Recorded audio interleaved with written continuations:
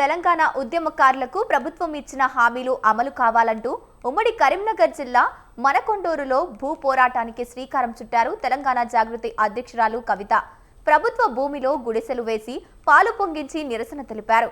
ఇకపై పోరాటమే మార్గమని స్పష్టం చేసిన కవితతో మా ప్రతినిధి సంతోష్ ఫేస్ టు ఫేస్.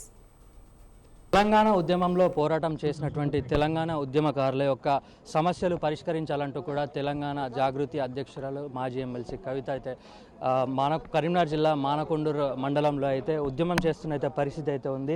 ఉద్యమకారుల యొక్క సమస్య పోరాటం చేయాలని ఇక్కడైతే మాజీ ఎమ్మెల్సీ కల్వకుంట్ల కవిత గారు అయితే ఉద్యమం చేస్తున్న పరిస్థితి అయితే మనకు కనిపిస్తుంది. మేడం చెప్పండి, అయితే ఉద్యమం సమయంలో ప్రభుత్వం ఇచ్చినటువంటి హామీలు నెరవేర్చలేదని కూడా మీరు ఇక్కడ పోరాటంలోకి వచ్చిన పరిస్థితి ఉంది. అయితే వారు ఇచ్చినటువంటి మేనిఫెస్టోలో అసలు ఏమేమి ఉన్నాయి, వీరికి చేయాల్సిన వాటి న్యాయం ఏం చేయలేదు అసలు?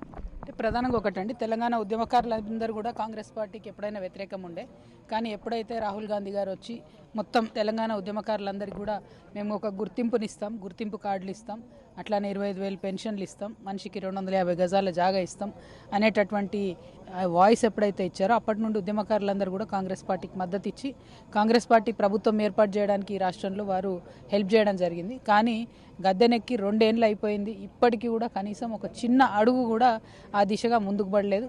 మరి ఉద్యమకారులకు పెన్షన్ కావచ్చు, ల్యాండ్ కావచ్చు, ఈ విషయాలన్నిటి మీద ఒక ఉద్యమకారుల సంక్షేమ బోర్డు కూడా ఏర్పాటు చేయాలని చెప్పి మేము డిమాండ్ చేస్తూ ఉన్నాం. ఇప్పుడు మళ్ళీ కాలయాపన చేసే విధంగా కాంగ్రెస్ పెద్దలు మాట్లాడుతూ ఉన్నారు. కేసులు ఎవరి మీద ఉన్నాయి, ఎక్కడున్నాయి, ఆ వివరాలు తెలియదు, ఎవరు ఉద్యమకారులు అని వింత వింత ప్రశ్నలు ఇప్పుడు అడుగుతున్నారు. నేను ఇవాళ ఒకటే అడుగుతున్నా, మరి ఎలక్షన్ ముందు గుర్తుకు రాలేదా? ఉద్యమకారులను ఎట్లా గుర్తిస్తామనే ఆలోచన అప్పుడు లేదా? ఎప్పుడు లేకుండా సడన్గా ఎందుకు ఇచ్చేసారు మాట ఇచ్చి ఇప్పుడు ఎందుకు ఆశ పెట్టి అందరిని కూడా అడియాసలు చేస్తూ ఉన్నారు? కాబట్టి ఎట్టి పరిస్థితులలో ఉద్యమకారులకు మీరు ఇచ్చిన మాట నిలబెట్టుకోవాలి, ప్రాసెస్ స్టార్ట్ చేయాలి, ఐడెంటిఫికేషన్ చేయండి, అందరినీ కూడా చేసి తొందరగా వాళ్ళకు ఇచ్చిన హామీలన్నీ కూడా నెరవేర్చాలని డిమాండ్ చేస్తూ ఉన్నాం. అంటే మీరు చేస్తున్నటువంటి పోరాటంలో ప్రజల నుంచి మీకు ఎట్లాంటి స్పందన ఉంది? అంటే ప్రధానంగా ఒకటండి, మనం ఇవాళ మానకొండూరు ప్రాంతంలో కరీంనగర్ జిల్లా ఉద్యమకారులందరి తరఫున ఇక్కడ మనం 5 ఎకరాల ప్రభుత్వ భూమిలో ఆక్రమించుకొని ఇక్కడ కూర్చున్నాం. ఇక్కడ మాకు మనిషికి 250 గజాలు జాగా ఇవ్వండి అని చెప్పి మేము డిమాండ్ చేస్తా ఉన్నాం. ఇవాళ ఇక్కడ ప్రారంభమైంది, కరీంనగర్లో ప్రారంభమైన ఏ ఉద్యమమైనా తెలంగాణ అంతటా కూడా అగ్గిరాజేస్తుంది అనేటటువంటి ఒక విశ్వాసం మాకున్నది. రేపటి నుంచి అన్ని జిల్లాల్లో అందరు ఉద్యమకారులు కూడా మరి ఎవరికి వాళ్ళు భూ పోరాటాలు చేయడం ప్రారంభిస్తారు. వారి హక్కులు సాధించుకోవడం కోసం రోడ్ ఎక్కడం జరుగుతుంది. మీరు మద్దతు ఎట్లా ఉంది అనేటటువంటిది ఇక్కడ ఉండేటటువంటి ఉద్యమకారులను చూస్తేనే మీకు తెలుస్తుంది. న్యాయమైన విషయాన్నే నేను అడుగుతున్నాను, వాళ్ళు చెప్పిన విషయాన్నే నేను అడుగుతున్నాను. మేమేమి చందమామని తెచ్చి ఇవ్వమంటలేము, సూర్యుని తెచ్చి ఇవ్వమంటలేము. మేము అడిగేది ఒకటే, మీరు మేనిఫెస్టోలో పెట్టినటువంటి మాటను మీరు అమలు చేయండి, ఇంతే. అంటే తెలంగాణలో ఇప్పటి వరకు మహిళల పట్ల, అంటే వారు మేనిఫెస్టోలో పెట్టినటువంటి విధంగా కాకుండా మహిళల పట్ల తెలంగాణ ప్రభుత్వం ఎట్లాంటి చర్యలు తీసుకోబోతుంది అనుకుంటున్నారు? ఏం చేయట్లేదు కదండి. మహిళలకు కూడా ఏం చెప్పారు, వాళ్ళు 6 గ్యారెంటీలు చెప్పారు. ఫ్రీ కరెంట్ అన్నారు, అది వస్తలేదు. గ్యాస్ అన్నారు, అది వస్తలేదు. 2,500 ఇస్తామన్నారు, అది వస్తలేదు. స్కూటీలు ఇస్తామన్నారు, అది వస్తలేదు. పెన్షన్ పెంచుతామన్నారు, అది వస్తలేదు. తులం బంగారం ఇస్తామన్నారు, అది ఇస్తలేరు. 1 కాదు 2 కాదు, విద్యార్థులకు విద్యా భరోసా కార్డు అన్నారు. నిరుద్యోగులకు 2 సంవత్సరానికి 2 లక్షల 2 లక్షల ఉద్యోగాలు అన్నారు. అంటే ఏ ఒక్క విషయంలో చూసినా కూడా హామీ పూర్తి కాలేదు. పోనీ రైతుల విషయం తీసుకుంటే 41,000 కోట్ల రుణమాఫీ చేయాల్సిన కాడ 21,000 కోట్లు చేసి సగం మంది రైతులకు రుణమాఫీ ఇంతవరకు కూడా కాలేదు, కాంగ్రెస్ ప్రభుత్వం చేసింది. అయినా సరే మేము చేసినామని చెప్పుకుంటూ తిరుగుతారు. ఇంకొక పక్క 500 రూపాయలు బోనస్ ఇస్తామన్నారు. 2 సీజన్లు బోనస్ ఎగ్గొట్టారు, 2 సీజన్లు రైతు బంధు ఎగ్గొట్టారు. మరి ఇంకా ఏది చేసినట్టు వాళ్ళు? రైతులకు చేయలేదు, విద్యార్థులకు చేయలేదు, మహిళలకు చేయలేదు. ఉద్యోగస్తులకైతే ఎన్ని డిఎల్ పెండింగ్ ఉన్నాయో మీకే తెలుసు. ఇప్పటి వరకు 3 లక్షల కోట్ల పైచీలకు అప్పు తీసుకొచ్చిండు రేవంత్ రెడ్డి గారు. మరి ఏం చేసిరు? ఆ అప్పంతా తెచ్చిన డబ్బంతా ఎక్కడ పోయింది? మీరు సంక్షేమానికి వాడతలేరు, అభివృద్ధికి వాడతలేరు, కొత్త రోడ్ వేస్తలేరు, కొత్త ప్రాజెక్టు కడతలేరు. ఎక్కడ పోయింది 3 లక్షల కోట్లు? అది ప్రజలకు సమాధానం చెప్పాల్సినటువంటి అవసరం రేవంత్ రెడ్డి గారికి. అంటే మీరు చేస్తున్నటువంటి న్యాయ పోరాటంలో ప్రభుత్వం ఒకవేళ గద్దె దిగి రాకపోతే మీ కార్యాచరణ ఏంటి? మీరు ఎంతవరకు ముందుకెళ్ళగలుగుతారు? చూడు బ్రదర్, తెలంగాణ ఉద్యమకారులకు అన్ని ట్రిక్స్ తెలుసు. మేము తెలంగాణ ఉద్యమంలో ఎన్ని రకాల ఉద్యమాలు చేయాలో అన్ని రకాల ఉద్యమాలు చేసినాం. కాబట్టి ఇప్పుడు రేవంత్ రెడ్డి గారు ఎవరినైతే అమ్మ అంటాడో ఆ సోనియమ్మ గారి మెడలు వంచే తెలంగాణ తెచ్చుకున్నాం. ఈయన ఒక లెక్క కాదు, ఖచ్చితంగా ఈయన మీద కూడా కాంగ్రెస్ పార్టీ మీద కూడా అలుపు లేకుండా పోరాటం చేస్తాం. ఈ ఉద్యమకారుల పక్షాన జాగృతి ఉంది. వాళ్ళు అలసిపోతే మేము అలసిపోతే వాళ్ళు. పోరాటాన్ని మాత్రం ఆపకుండా ఖచ్చితంగా ఫైట్ చేస్తాం. ఉద్యమకారుల హక్కులను సాధిస్తాం. అంటే తెలంగాణ ఉద్యమ సమయంలో చాలా మందిపై అయితే కేసులు అయిన విషయం తెలిసిందే. అయితే ఇప్పటివరకు కొంతమంది సమస్యలు కూడా ఇంతవరకు పరిష్కారం అవ్వలేదు. వారిపై మీరేం చెప్తారు అసలు? అంటే ఈ రెండు ప్రభుత్వాలు బీఆర్ఎస్ కానీ కాంగ్రెస్ కానీ అసలు కేసులు మాఫీ చేయడం మీద శ్రద్ధ పెట్టలేదు. ఒక కమిటీ చేసి అన్ని కేసులు మాఫీ చేస్తే అయిపోతుండే.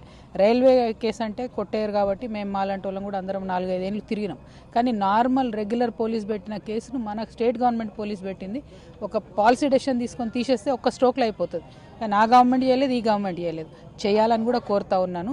కాకపోతే ఇప్పుడు వింత పోకడ కాంగ్రెస్ గవర్నమెంట్ ఏంటంటే కేసు ఉండి జైలుకు పోయిన వాళ్ళకే ఇస్తారంట. మరి కేసు ఉండి జైలుకు పోయిన వాళ్ళు ఎంతమంది ఉంటారు? వేలాది మందిలో కేసు ఉండి జైలుకు పోయిన వాళ్ళు పిడికెడు మంది ఉంటారు. ఓన్లీ వాళ్ళకే ఇస్తా అంటే వాళ్ళకి ఇవ్వద్దు అనట్లేదు. వాళ్ళకి ఇవ్వాలి, వాళ్ళతో పాటు అందరికీ కూడా ఇవ్వాలనేది మా డిమాండ్. అంటే మాజీ MLC Kalvakuntla Kavitha BRS party నుంచి రావడానికి బయటికి కారణం ఏంటి? కేవలం అంటే ప్రత్యేకంగా జాగృతి పార్టీ ఏర్పాటు చేసుకోవడం సొంత లాభం కోసమే చేస్తున్నారనే ఆరోపణలు కూడా దానిపై మీ కామెంట్స్ ఏంటి? నేను రాలే బ్రదర్ పార్టీలకు వెళ్ళి, నన్ను తీసేసిరు పార్టీలకు వెళ్ళి. నేను నా అంతటి నేను బీఆర్ఎస్లోకి వెళ్ళి బయటికి పోలేదు. నన్ను బయట పడేసిరు. బయట పడేసిన తర్వాత నేను ఎప్పుడైనా ప్రజల మధ్యలో ఉన్నా కాబట్టి ఇప్పుడు కూడా ప్రజల మధ్యలోనే ఉన్నా.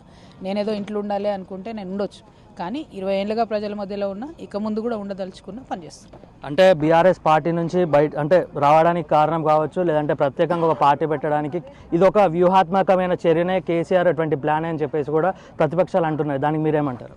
ఇంత సీరియస్ ప్రోగ్రాంలోకి ఇట్లా సిల్లీ క్వశ్చన్లు అడిగితే ఎట్లా బ్రదర్? ఇవన్నీ నేనేమంటున్నా అంటే ఏదో గాసిప్ అంతా నన్ను అడిగితే ఎట్లా? First point. సెకండ్ పాయింట్, మీరు నా కార్యాచరణ ఏందన్నా చూడాలి. ఇవాళ ఇక్కడ ఇంత ఎర్రటెండలో ఇంతమంది ఆడవాళ్ళము 5 ఎకరాల భూమి కోసం ఎందుకు కొట్లాడుతున్నాం అంటే మాకు ఎంత సీరియస్నెస్ ఉండాలి. దీంతో మొత్తం రాష్ట్రంలో ఉన్నటువంటి వారందరికీ ఎంత కాన్ఫిడెన్స్ వస్తుంది, రాష్ట్రంలో ఉన్న ఉద్యమకారులందరికీ. సో మా ప్రయత్నం ఏంటంటే ఒక స్పార్క్ రగిలించాలి. ఉద్యమకారులు నైరాశ్యంలో ఉన్నారు, వారందరికీ ఒక కాన్ఫిడెన్స్ ఇవ్వాలి, వారి పక్షాన్ని నిలబడాలి, పోరాటం చేయాలి. రాజకీయాలు అనేటటువంటి నేను ఎప్పుడు చెప్పిన, రాజకీయాలు అనేటటువంటి ఎలక్షన్ల టైంలో వేస్తాం, మిగతా టైంలో ప్రజల పక్షాన పోరాటం చేస్తాం. ఒకవేళ ఈ సమస్య కనుక పరిష్కారం అవ్వకపోతే మీ తదుపరి కార్యాచరణ ఏంటి? ఇప్పుడే మొదలుపెట్టినాం కదా, ఇప్పుడే మొదలుపెట్టినాం. అన్ని జిల్లాలలో పోరాటం ప్రారంభమవుతుంది, అన్ని చోట్ల ఉద్యమకారుల ఫోరం బయటకు వస్తుంది. కాంగ్రెస్ ప్రభుత్వం కదలాల్సిన పరిస్థితి వస్తుంది, అధికారులు కదలాల్సిన పరిస్థితి వస్తుంది. మీరు చూస్తారు కదా ఫ్యూచర్ ఎట్లుంటుందో. తప్పకుండా సాధిస్తామనే విశ్వాసం మాకున్నది. రైట్. మొత్తంగా కూడా తెలంగాణ ఉద్యమకారుల యొక్క సమస్యలు పరిష్కరించేందుకు అయితే మేము అసలు ఊరుకునే లేదు. ఎంత దూరమైనా వెళ్ళే ప్రసక్తి అయితే ఉంది. దీనికి మేము ఎంత దూరమైనా వెళ్తామని చెప్పేసి అయితే జాగృతి అధ్యక్షురాలు కవిత తెలుపుతున్న పరిస్థితి. కెమెరామెన్ సంతోష్తో రిపోర్టర్ సంతోష్ కుమార్, కరీంనగర్ నుంచి.